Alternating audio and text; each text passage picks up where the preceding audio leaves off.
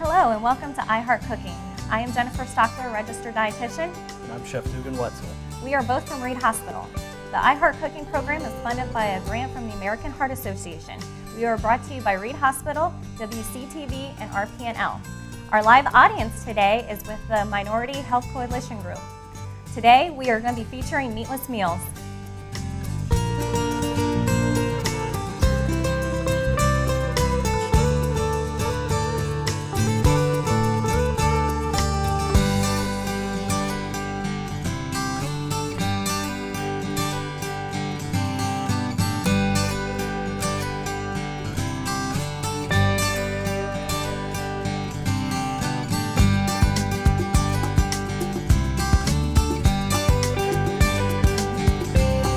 Welcome to iHeart Cooking. Today we're going to be working with Meatless Meals.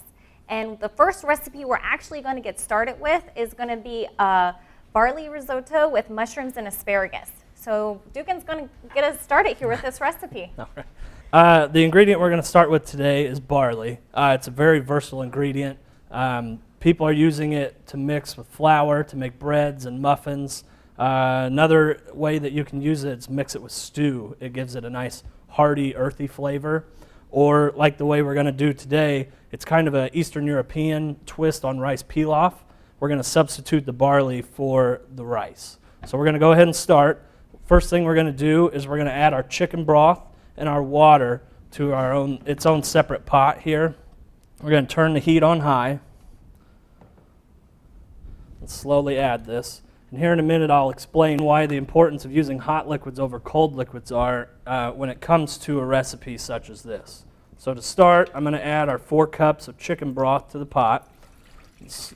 And one thing about this chicken broth, it is a low sodium chicken broth. So we're reducing the amount of sodium that's in there.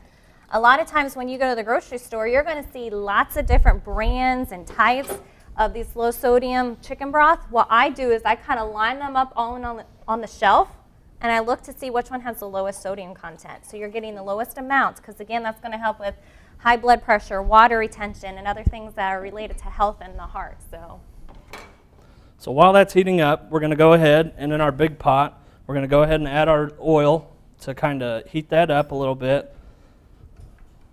Probably medium-high heat would be your best temperature when working with this recipe here. Also the olive oil that he's using, it's a good healthy oil for you. It's got a lot of those good fats in there. The bad fats we're trying to watch for is the saturated and trans fats. These are going to have a lot of the good fats, those mono and polyunsaturated.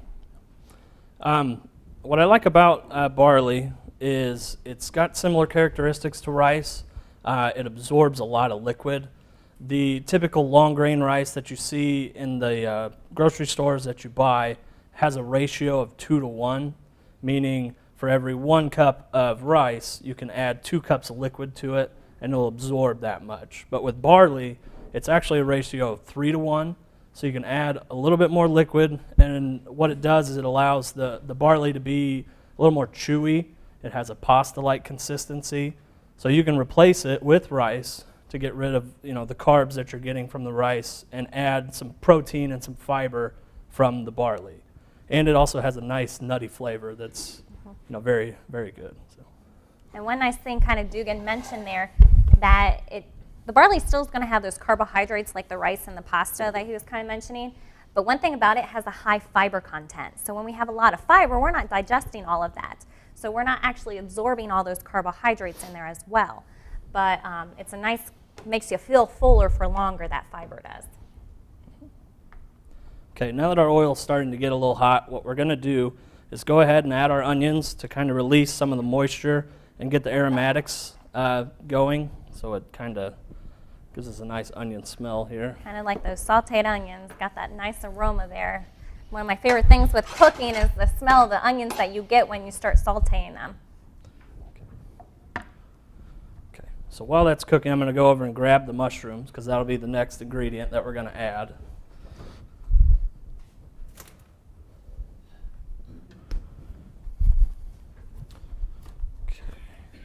And one nice thing about these mushrooms, we're going to actually want to slice them. You don't have to buy them already sliced, but these are actually all sliced fours already. you can actually buy the button mushrooms and slice them yourselves. And sometimes that is a cheaper way of doing it because a lot of times when you're buying sliced, you're already purchasing the work that's been done to them. So we got about a pound of these button mushrooms that are going to be sliced. And you can hear that onion starting to cook in there and kind of stir it a little bit.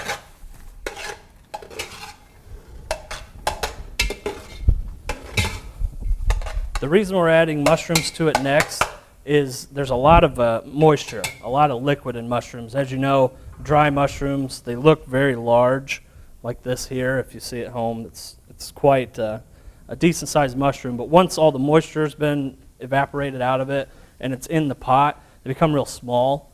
So what we're going to do is add these and let all that moisture kind of seep out and kind of blend with the onion. And then once that's finished, we'll add the barley.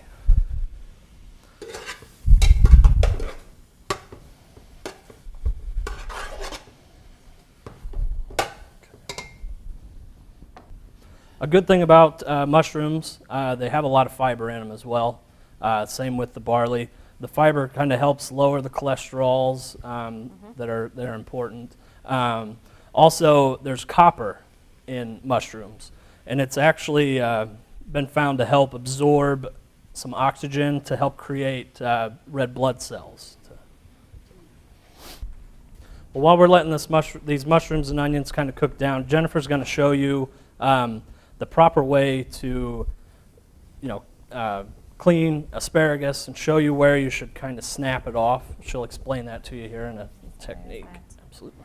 So we just have some basic asparagus that you can buy in the grocery store, as the spheres actually here.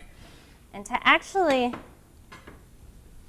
get the asparagus and kind of know how to clean this and get this ready, one thing you want to do is you kind of want to bend it because you're going to want to get rid of the hard end at the very bottom because typically you don't want to eat that. So you're going to kind of bend and see where it snaps off at. As you can see, it snapped about an inch from the bottom. So it kind of just snaps there. And you'll see that when you, again, get that gradual bend, and it'll just snap off where that tough end is, and you'll want to discard of that. A lot of times when cleaning the asparagus as well, a lot of times you'll see these little, I don't know, actual term for them, little leaves on them. A lot of times I like to peel those off or kind of cut them off with a knife.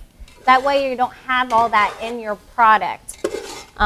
Sometimes even the tops. And then you're kind of just going to chop this for this recipe because you're going to want little pieces of it, maybe an inch at the most thick or in length, and then we'll be adding that in there. So we already have some pre-cut here. They're an inch in length, and it's exactly like she said. You want them to be small because you're gonna eat them. You don't want long pieces of asparagus, and then you're having to maneuver your mouth to get it in there. So smaller pieces make it easier to eat. And also easier when you're stirring this up, so you don't have those large pieces in there. That way it gets evenly cooked.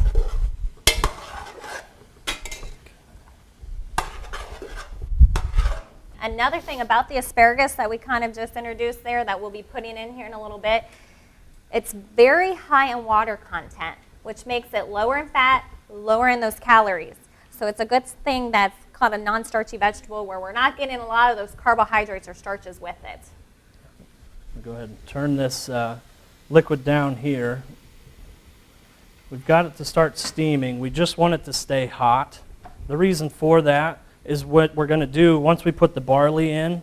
We're going to kind of coat it with the onion and the mushroom liquid to kind of start the absorption process. And the reason this is hot is the ingredients already in this pot are warm. By adding the hot stock to it, it'll already just speed up that absorption. It'll start immediately going into the barley, whereas if you were to use a cold product, it would actually shock all the ingredients in there and stop it from cooking. And then you have to wait for the temperatures to get back up, and then the absorption process starts again. So by using this, by using the hot liquid, it's kind of saving us some time because this recipe right now actually takes about 30 minutes, whereas if you were using a cold stock, it'd take about 40 to 45. So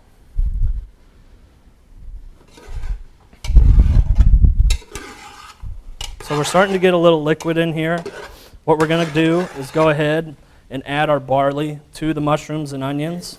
There's about 1.25 cups of the barley to do our ratio of 3:1. Since we had the 4 cups of the chicken stock, we're going to use 1.5 cups of the, or 1.33 cups of the barley.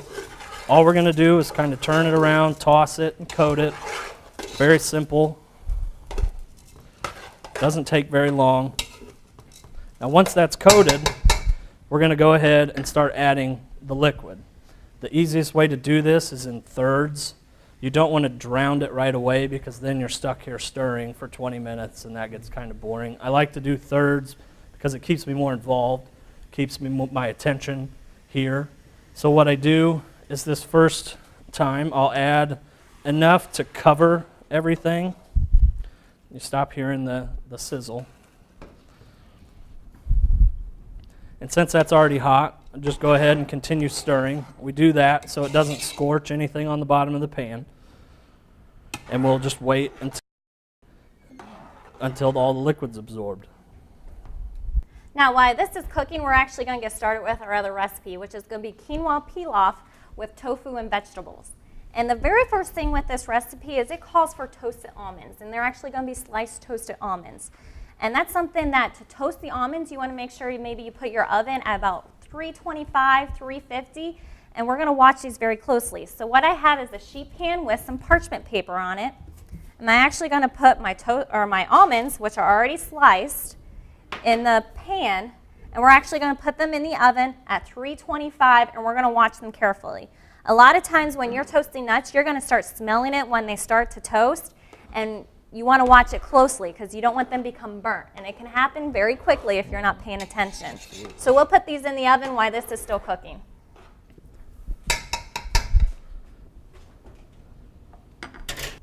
Now while we're waiting on the toasted almonds, with this recipe we also have tofu. Tofu is a product that many people are afraid of. It's a soy-based product, so that's something that people are like, ooh, tofu, I just don't want to try it.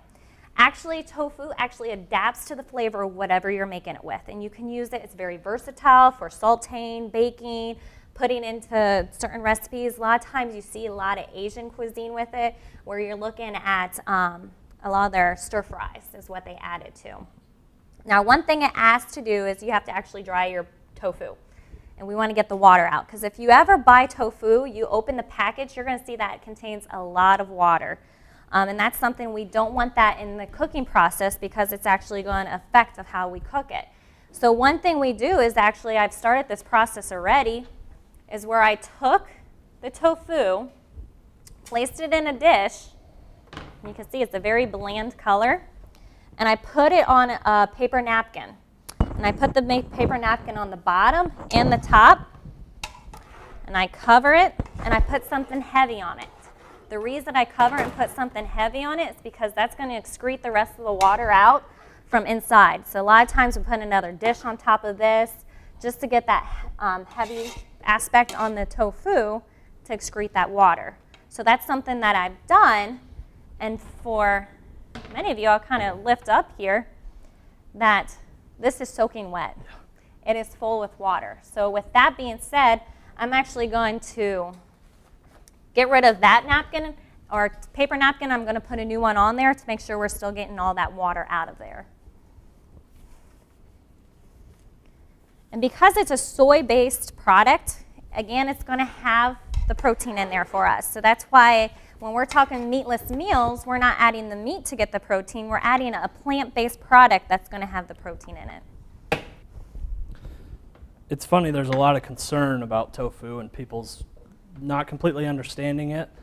Actually, tofu is created the same way that mozzarella cheese is. It's just a different product that you're using to create it. It's got a lot of health benefits to it. It's just about being a little more creative and adventurous and trying something new. So. Okay, so now that most of the moisture has been absorbed into the barley, we're going to go ahead and add another part of the liquid here, our chicken stock, to kind of go ahead and let that start absorbing. Along with that, we're going to add our asparagus that we had already pre-cut. There's 1 pound of asparagus that we're going to add to this. So it gives us a nice amount of vegetables. You got 1 pound of asparagus, you got 1 pound of mushrooms, 2 pounds of onions, It's very a very earthy and very good dish. Yeah. And the asparagus is actually going to add color to this dish. Because if you think of the barley, you think of the mushrooms, it looks very bland. So we got some color with that asparagus. And that's something you always want to make sure you're getting a variety of colors within there, so your carotenoids and all those other beneficial things for your health are in the dishes as well. Now once this is completely absorbed, to finish off the risotto, what we're going to do is add 3/4 of a cup of Parmesan cheese. We're going to use a grated, so it kind of dissolves in there. You don't see it, but you still get that nice, that Parmesan salty flavor. And we're going to finish it off with just a little pepper to balance the saltiness from the Parmesan. And like he said, that saltiness is coming from the Parmesan cheese. Our dishes are going to be from the American Heart Association. So that's something that, because we're thinking heart healthy, we're not going to add that salt to it, so we're reducing the amount of sodium in that product. So again, the salt's coming from the cheese, so we don't need to add any additional salt on top of that. Okay, so now that most of the moisture has been absorbed, we're going to go ahead and add the Parmesan cheese, and we're going to go ahead and add the pepper. The Parmesan cheese is going to absorb the rest of the moisture that's kind of lingering in there, kind of bring everything together so it's nice and thick and rich, and it'll give it that creamy texture that you're looking for. And when we come back, we will show you the finished product at home. We're going to go ahead and let the guests here in our audience taste test it.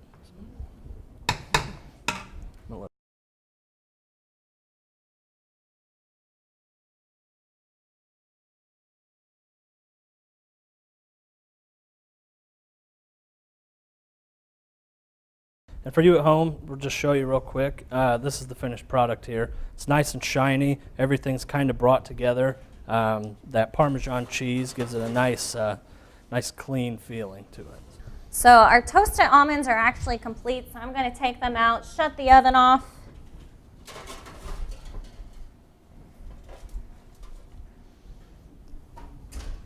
You can see that, I know it'd be hard, but they're a little bit toasted. So they're going to have a little bit darker of a color on there. Again, you don't want to let it go too long because you're actually going to have the burnt almond then for that. And you don't want that flavor because that can draw out into your meal. Kind of getting started more with the second dish, that quinoa pilaf. Quinoa is actually something that a lot of people are just now recognizing. You never heard of this a couple years ago. It's just now becoming popular. One nice thing about quinoa, it is a complete protein. And when we say it's a complete protein, it contains 8 essential amino acids. And that's something that most of our meats contain all those amino acids, but a lot of our plant proteins do not. So that's something that this grain is actually a little different than most other ones that you find. So this actually contains all essential 8 amino acids, got that complete protein aspect to that. So people who want to replace meat in a meal can use quinoa because of that. Also, quinoa is actually kind of known as the mother of all grains because it has so many health aspects. It's got your fiber content, it's got the complete proteins, it's got some minerals and vitamins, it's got a lot of good essential nutrients for us. The first thing we're actually going to do with this meal is we're actually going to take the quinoa and we're actually going to soak this in water. The reason we might want to soak quinoa with water is because sometimes there's an outer shell on the quinoa. We want to make sure that it's completely off because that's something we typically do not want to eat. Most of our products that we buy with quinoa already have this process done, but you might just want to do it again at home just to make sure we're getting that outer shell completely off because sometimes you'll still see them in there. And while Jennifer's doing that, quinoa comes in a variety of colors. They call it the rainbow grain. The ones that you're going to find most commonly around here are white, red, and black. When cooking these, the white, actually when you cook them, they become a little more fluffier. So they're kind of like the rice aspect, they're a little softer, whereas your reds and your blacks, they're a little more crunchy. They don't They don't hold together as well as the whites do, but they give it a nice different balance and texture for whatever recipe you're using it in.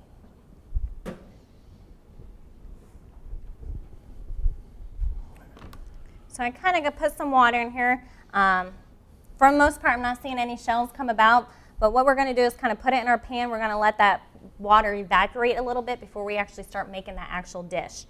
So we'll kind of just put it in there. Our pan's really hot. Yep. Still hot from the first dish.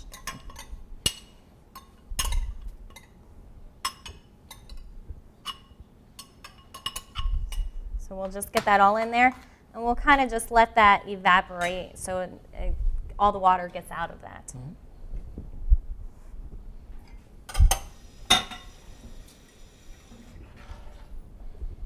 First thing we're going to go do is we're going to go back to our tofu.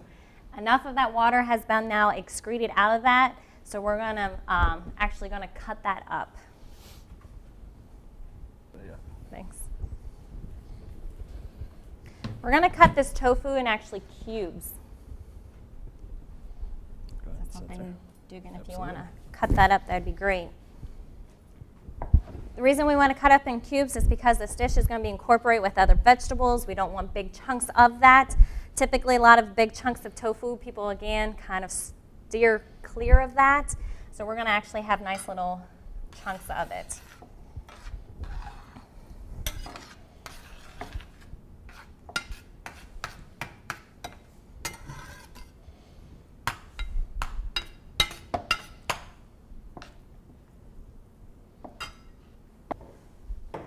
The other thing that's going to be in this recipe is actually a chili paste. I will let you know this is very difficult to find around town. So one thing that we're going to do is we're actually going to make it our own, make it on our own. So with that being said, we're going to be using ketchup. Ketchup does have a little bit of sodium aspect in it as well. But one thing about ketchup, it's really similar to the chili paste. It's the same consistency. So we're actually going to be using a little bit of the ketchup, which I'll just peel off, and we're actually going to be using about a teaspoon of this. So we don't want very much because that chili paste is going to add some heat to this dish.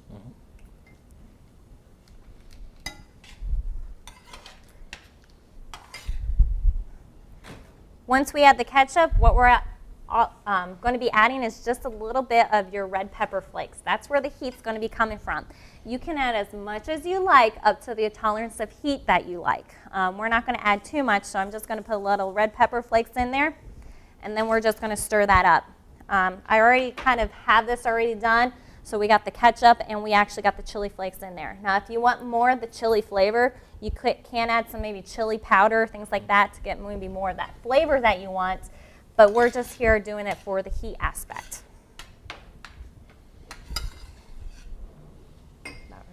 Yeah. So once you have this quinoa, probably on medium-high heat, we're getting rid of that moisture that's in the quinoa. We're going to add all the ingredients except for the almonds. Those are something that we're going to add at the very end. So one thing we're going to add now is we're going to add 1 cup of low-sodium chicken broth, or sodium-free or vegetable broth. And you can see that the sizzling of that aspect has stopped now that we added that chicken broth to it.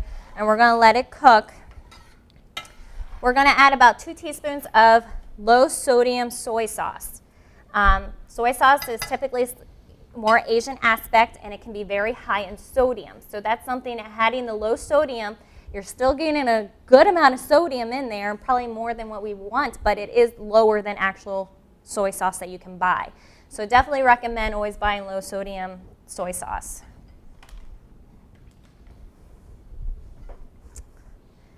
We're also going to add a teaspoon of sesame oil. Sesame oil is, again, one of those good oils for us. It has those good fats. A lot of vitamin E is going to be found in the sesame seeds and sesame oil.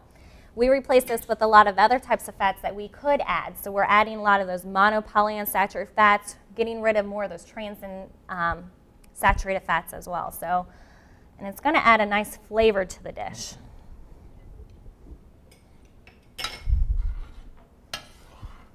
Just kind of. We'll go ahead and add that.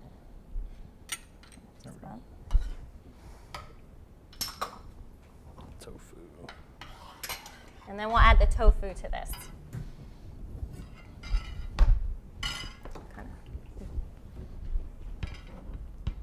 Probably don't need all of it. No, I'm not gonna. We're going to let all that chicken broth, or if you want to use vegetable broth, you kind of want to let that evaporate because we want that nice fluffy texture when we're thinking pilaf. So what we actually have is some frozen vegetables, and this is something you can use fresh if you'd like. Frozen is something nice dish when, if you're in a hurry to make this and you don't have the fresh vegetables on hand, you can actually have frozen vegetables in the freezer. It gets that other aspect of, instead of just protein and your grains, it's also going to add some vegetables for your vitamins and minerals as well. It adds that nice color, so you get a variety of color in there. Can add some fruits with this, have a nice well-balanced meal of a lot of our food groups. So to finish actually this recipe, all that water is absorbed. We're going to be actually adding the almonds at the very end here. So we're going to add the almonds. We're going to incorporate it all into there, and then our group is going to actually sample this.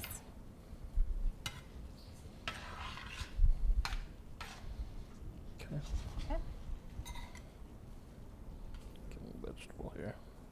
Tofu.